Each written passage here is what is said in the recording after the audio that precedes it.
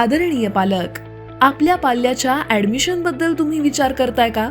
प्रत्येक वेळी शाळेच्या फेऱ्या मारण्याचं टेन्शन येतंय का? मग आता ही चिंता विसरा, कारण आपल्या संस्थेनं हे काम ऑनलाईन ऍडमिशन पद्धत वापरून सोपं केलंय. आपल्या संस्थेच्या कोणत्याही युनिटमध्ये आता तुम्ही ऍडमिशन घेऊ शकता, तेही घर बसल्या काहीच मिनिटांमध्ये. यासाठी लागणारी रजिस्ट्रेशन प्रोसेस काय आहे, चला या व्हिडिओ मधून जाणून घेऊयात.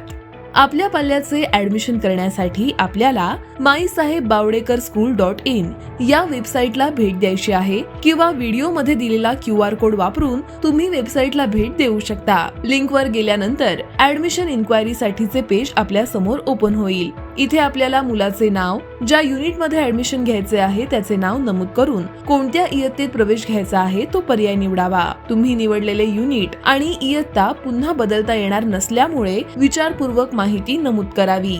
जर पुढील पैकी कोणतेही युनिट निवडल्यावर त्यातील एखादी इयत्ता आपल्याला या पेजवर दिसत नसल्यास त्या इयत्तेची चालू शैक्षणिक वर्षातील प्रवेश प्रक्रिया उपलब्ध नाही हे लक्षात घ्यावे. यानंतर आपला मोबाईल नंबर आणि ईमेल असल्यास तोही आपल्याला नमूद करायचा आहे. वरील सर्व माहिती भरल्यानंतर ऍडमिशन फॉर्म फी आपल्याला ऑनलाईन पद्धतीनं स्क्रीनवर ओपन झालेल्या इजबस या वेबसाईटवर जाऊन भरायची आहे. ही पेमेंट प्रोसेस पूर्ण झाल्यानंतर आपल्या समोर लॉग इन पेज ओपन होईल. पेमेंट पूर्ण झाल्यावर रजिस्ट्रेशन झालेल्या मोबाईल नंबरवर आपल्याला लॉग इन साठी लागणारे डिटेल्स म्हणजेच युजर नेम आणि पासवर्ड SMS द्वारे दिले जाईल. हे डिटेल्स वापरून आपण आता लॉग इन पेजवर लॉग इन करू शकता. यानंतर आपल्या समोर ऍडमिशन फॉर्म भरण्यासाठीचे पेज ओपन होईल.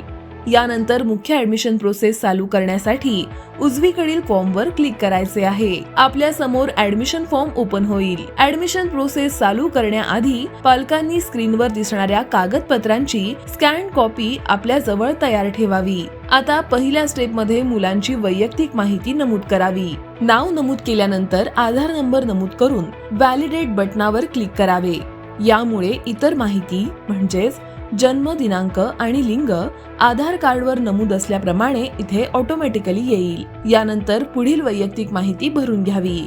आता कॅटेगरी निवडून तुमची कास्ट निवडायची आहे.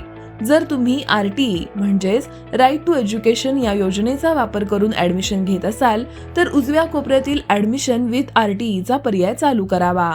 आता जर आपले मूल हँडिकॅप्ड म्हणजेच अपंग असेल तर तेही नमूद करावे. लक्षात घ्या, वरील सर्व माहिती ही आधार कार्ड प्रमाणे असावी.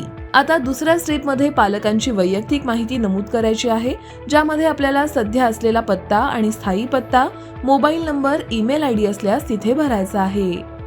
आपले मूल जर दत्तक असेल तर खाली दिलेल्या बटनासमोर क्लिक करावे व येणारी सर्व माहिती नमूद करावी. यानंतर मुलाची शैक्षणिक माहिती भरताना पूर्वी शिकत असलेल्या शाळेची माहिती आणि LC क्रमांक उपलब्ध असल्यास आपल्याला भरावा लागेल. सोबत मुलाच्या भावंडांपैकी कोणी संस्थेच्या युनिटमध्ये सध्या या शैक्षणिक वर्षात शिकत असेल तर स्क्रीनवर दिसणारे do you have any sibling studying in our school हे या बटनावर क्लिक करावे आणि त्याची माहिती म्हणजेच इयत्ता, युनिटचे नाव आणि विद्यार्थ्याशी असलेले नाते नमूद करावे.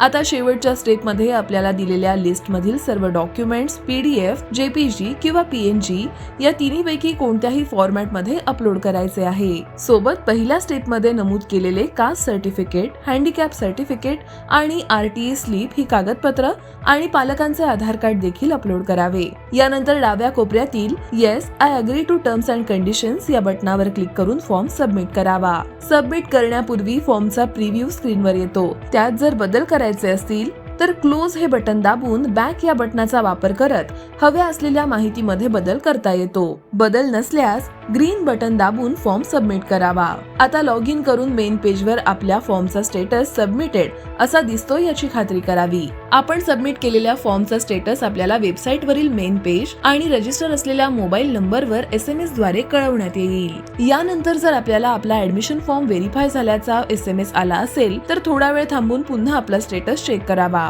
स्टेटस जर सिलेक्टेड दाखवत असेल तर स्टेटस सिलेक्टेड दाखवणाऱ्या ऍडमिशन फॉर्मची प्रत आणि ऍडमिशन फॉर्म मध्ये नमूद केलेल्या कागदपत्रांची झेरॉक्स कॉपी शाळेमध्ये जाऊन शाळेची फी ऑनलाईन स्वरूपात भरून फॉर्म सोबत सबमिट करावे. जर आपल्याला रिसबमिट युअर फॉर्म असा SMS आला असेल तर पुन्हा फॉर्म भरण्यासाठी मार्गदर्शन करणारा व्हिडिओ पाहावा.